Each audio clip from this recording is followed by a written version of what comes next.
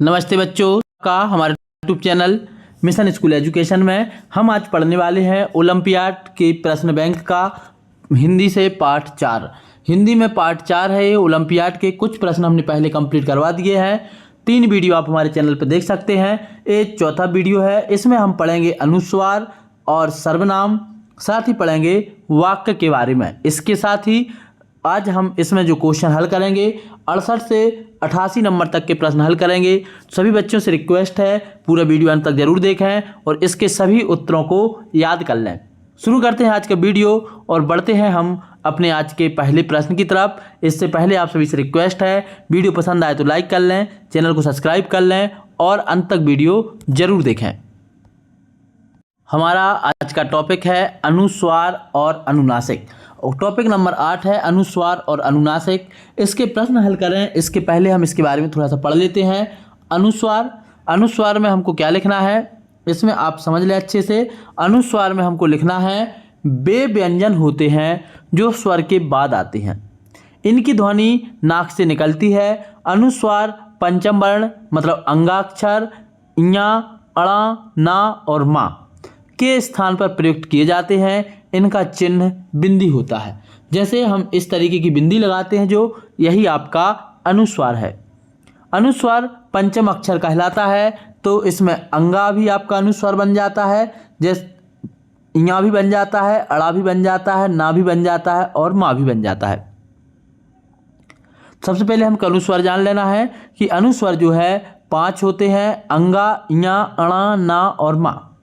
इनके स्थान पर बिंदी का प्रयोग भी होता है। कहीं पर इनका प्रयोग आधे माँ, आधे ना, आधे अड़ा, ञ और आधा अंगा के रूप में भी होता है। इसके बाद दूसरा है अनुनासिक। अनुनासिक क्या है? अनुनासिक में आता है वे स्वर हैं जिसमें मुंह से अधिक और नाक से कम ध्वनि निकलती है। इनका चिन्ह ए होता है। जैसे इसको हम बोलते हैं चंद्र बिंदी। तो जो चंद्र बिंदु होती है यही आपका अनुनासिक कहलाता है, और जो आपकी बिंदी होती है वह आपकी अनुस्वार कहलाती है। यहाँ पर हम आपको 2 शब्द लिख के बता देते हैं। जैसे हमने लिखा अंगूर, तो अंगूर में जो ये बिंदी लगी है ये अनुस्वार है, और हमने लिख दिया आँख। आँख में जो ये बिंदी लगी है ये आपका अनुनासिक है। दोनों चीज़ आप समझ गए होंगे। अब हम अपने प्रश्नों को हल करते हैं। प्रश्न नंबर हमको 68 से हल करना है। तो हमारा प्रश्न नंबर 68 है अनुनासिक के प्रयोग से बनने वाला शब्द है। अब हमको बताना है अनुनासिक मतलब चंद्रबिंदी। तो चंद्रबिंदु से बनने वाला शब्द कौन सा है? पै, कल, सत या कुआ। तो सही शब्द होता है जो वह कुआं होता है। का के ऊपर यहाँ चंद्रबिंदी लगती है तब सही अक्षर बनता है। इसलिए हमारे प्रश्न का सही उत्तर हो जाएगा अनुनासिक मतलब चंद्र बिंदु से बनने वाला शब्द है कुआ। कुआ की सही स्पेलिंग होती है कुआं। का में छुटू की मात्रा, ऊपर चंद्र बिंदी और आ में आ की मात्रा, शब्द बनेगा कुआं। प्रश्न नंबर हमारा 69 है अनुस्वर के प्रयोग से बनने वाला शब्द है। अब हमको यहाँ पर बताना है अनुस्वर के प्रयोग से कौन सा शब्द बनता है। ऑप्शन है कस, माँ, चांद और हाँ। अभी हमने बताया था अनुनासिक, अब बताना है हमको अनुस्वार। अनुस्वार मतलब किस में बिंदी लगती है। तो यहाँ पर बिंदी जो लगती है वह जब हम का के ऊपर बिंदी लगाएंगे तो शब्द बनेगा कंस। इस प्रश्न का जो हमारा उत्तर है वह होगा आपका कंस। इसके अलावा बाकी जो ऑप्शन लिखे हैं, जैसे माँ लिखा है तो माँ पर चंद्र बिंदु लगती है और इस तरीके से माँ लिखते हैं। चांद लिखा है तो चांद में भी चंद्र बिंदी लगती है, इस तरीके से हम चांद लिखते हैं। हाँ में भी जब हाँ लिखते हैं तो हाँ में भी ऐसी चंद्र बिंदु लगती है। लेकिन जब हम कंस लिखते हैं तो कंस में चंद्र बिंदी नहीं लगती, केवल बिंदी लगती है, मतलब जो है अनुस्वार लगता है। इसलिए इस प्रश्न का उत्तर हो जाएगा आपका ऑप्शन नंबर ए। बढ़ते हैं अगले प्रश्न की तरफ। हमारा अगला प्रश्न है अनुनासिक प्रयोग से बनने वाला शब्द है। अब फिर से हमसे अनुनासिक पूछा गया है। अनुनासिक मतलब चंद्र बिंदी। तो यहाँ पर शब्द लिखा है अगड़, आँच, अंग, अन्न। तो जो अनुनासिक से बनने वाला शब्द है वह है आपका आँच। आँच मतलब आपको आ पर चंद्र बिंदी लगाओगे आप तो बन जाएगा आँच। इस प्रश्न का सही उत्तर हो जाएगा ऑप्शन नंबर सी। जैसे अंग लिखा है तो आ पर बिंदी लगेगी तो अंग हो जाएगा, यहां पर चंद्र बिंदी लगेगी। ऑप्शन नंबर सी हमारा सही उत्तर है। हमारा अगला प्रश्न है अनुस्वार के प्रयोग से बनने वाला शब्द है।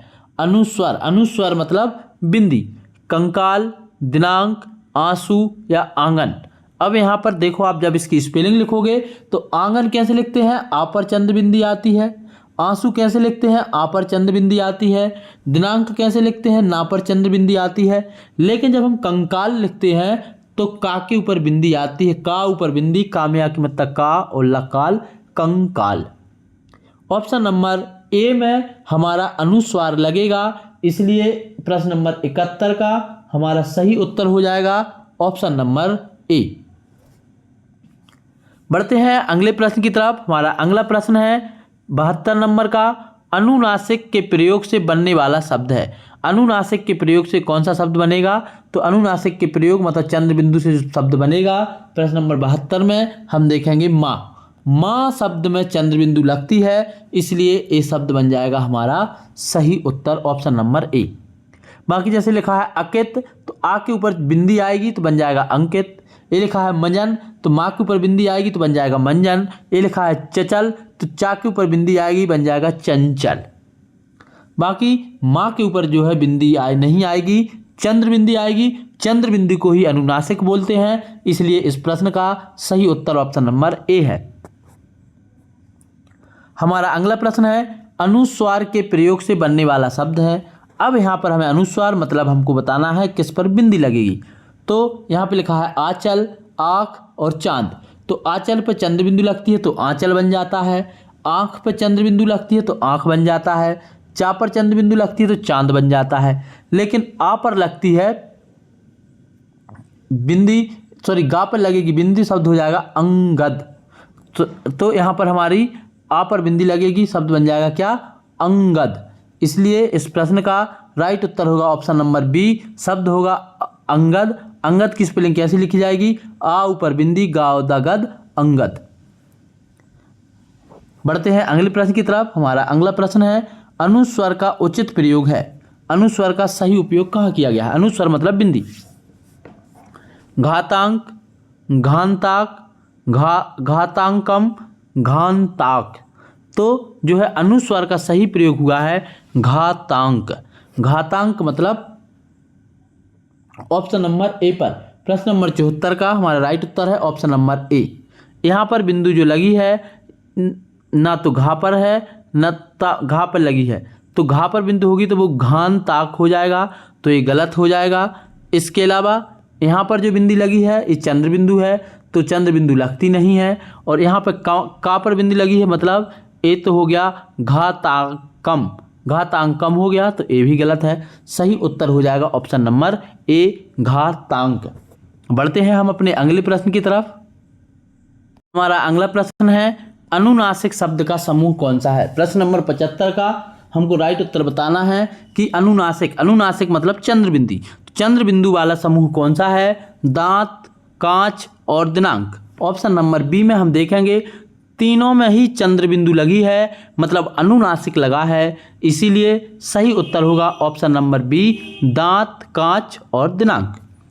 हमारा अगला प्रश्न नंबर 76 है अनुस्वार का चिन्ह है। तो अनुस्वार का चिन्ह क्या है, हम अभी पढ़ के आए हैं। अनुस्वार का चिन्ह ए वाला है, जो बिंदी लगाते हैं, हम इस तरीके की लाइन खींचते हैं और ऊपर ऐसी बिंदी लगाते हैं, तो ये बिंदी है अनुस्वार का चिन्ह। ऑप्शन नंबर बी हमारा सही उत्तर होगा। अनुनासिक का चिन्ह क्या है। अनुनासिक का चिन्ह होता है चंद्र बिंदु। आप यहाँ पे सी के सामने देख रहे होगे, तो इस प्रश्न का राइट उत्तर हो जाएगा ऑप्शन नंबर सी, चंद्र बिंदु। ये यहाँ पे आपने देख लिया, तो इस प्रश्न का सही उत्तर होगा ऑप्शन नंबर सी। सी पर हम सही टिक लगाएंगे। ये है आपका अनुनासिक का चिन्ह। बिंदी है आपकी अनुस्वार की, चंद्र बिंदु है आपकी अनुनासिक की। इसको आपको अच्छे से याद रखना है। बढ़ते हैं हम अपने अगले टॉपिक की तरफ। हमारा अगला टॉपिक आ गया है सर्वनाम।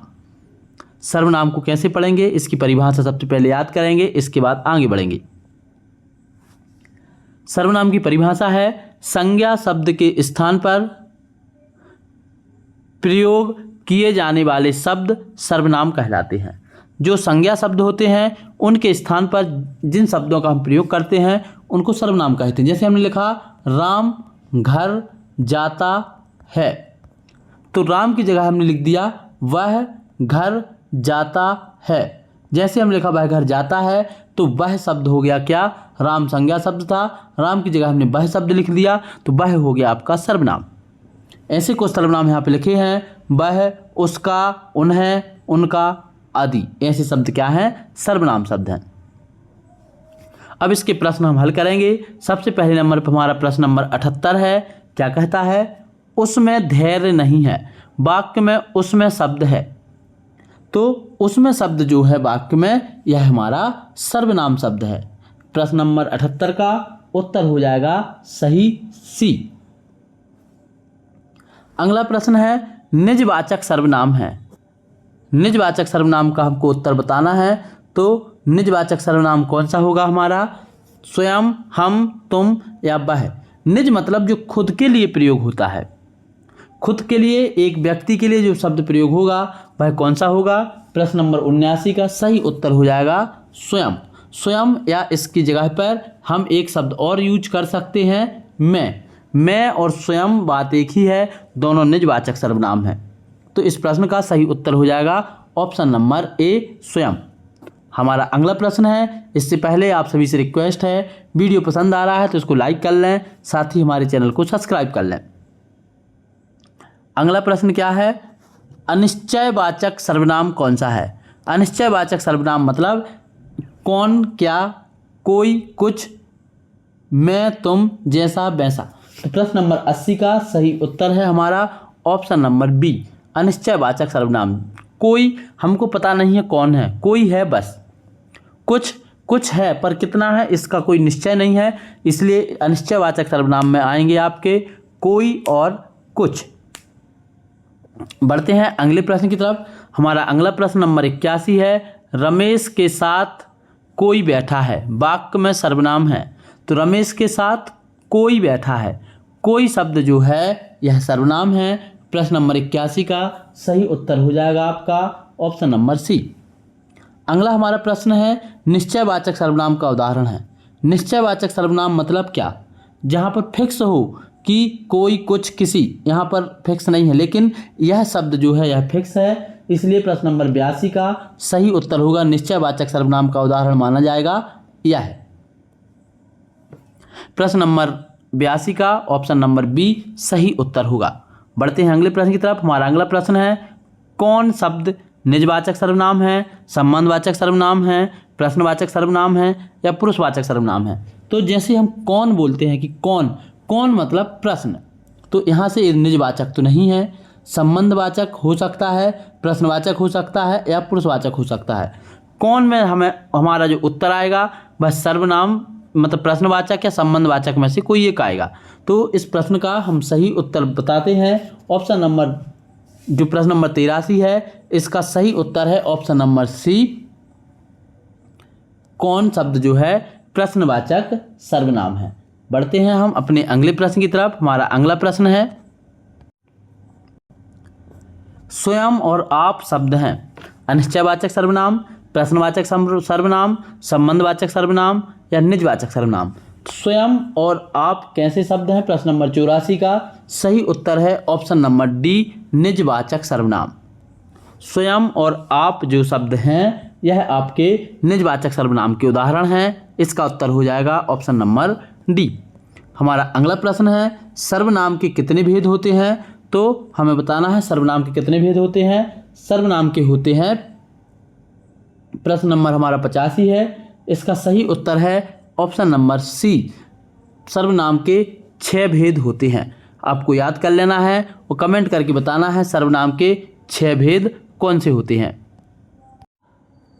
सभी बच्चों को याद कर लेने हैं सर्वनाम के कितने भेद होते हैं। सर्वनाम के 6 भेद होते हैं। कौन कौन से होते हैं। नंबर 1 होता है आपका पुरुषवाचक सर्वनाम। नंबर 2 आपका कौन सा होता है, निश्चयवाचक सर्वनाम। नंबर 3 आपका कौन सा होता है, अनिश्चयवाचक सर्वनाम। नंबर 4 आपका कौन सा होता है? संबंधवाचक सर्वनाम। नंबर 5 कौन सा होता है? प्रश्नवाचक सर्वनाम। और नंबर 6 निजवाचक सर्वनाम। इस तरीके से 6 के 6 सर्वनाम आपको याद कर लेने हैं। हमारा प्रश्न नंबर 86 है, जैसा करोगे खाली स्थान भरोगे, उचित सर्वनाम यहाँ पे भरिए। तो जैसा करोगे वैसा भरोगे। सही सर्वनाम शब्द यहाँ पे क्या आएगा? ऑप्शन नंबर ए, वैसा। प्रश्न नंबर 86 का सही उत्तर है ऑप्शन नंबर ए। बढ़ते हैं हम अपने अगले प्रश्न की तरफ। हमारा अगला प्रश्न है, किस विकल्प में संबंधवाचक सर्वनाम है? कौन, कोई, जो, वह। तो यहाँ पर प्रश्न नंबर 87 का हमारा सही उत्तर है ऑप्शन नंबर डी। संबंधवाचक सर्वनाम का सही उदाहरण है वह। इसके बाद हम बढ़ते हैं अगले प्रश्न की तरफ। हमारा अगला प्रश्न है, कौन गा रहा है? वाक्य में प्रयुक्त सर्वनाम का कौन सा भेद है? कौन गा रहा है मतलब ये बिल्कुल फिक्स नहीं है कि कौन गा रहा है, ये निश्चय नहीं है। इसलिए यहाँ पर कौन सा सर्वनाम होगा? यहाँ पे प्रश्नवाचक चिन्ह भी लगा है, अनिश्चयवाचक भी हो सकता है, प्रश्नवाचक भी हो सकता है। चूंकि यहाँ पे प्रश्नवाचक चिन्ह लगा है इसलिए प्रश्न नंबर 88 का सही उत्तर होगा प्रश्नवाचक सर्वनाम। तो इस प्रश्न का सही उत्तर होगा ऑप्शन नंबर डी। इसी के साथ हमने जो है 20 प्रश्न कंप्लीट किए। आज के इस वीडियो में इतना ही। अंत तक वीडियो देखने के लिए आप सभी का बहुत बहुत धन्यवाद। जय हिंद।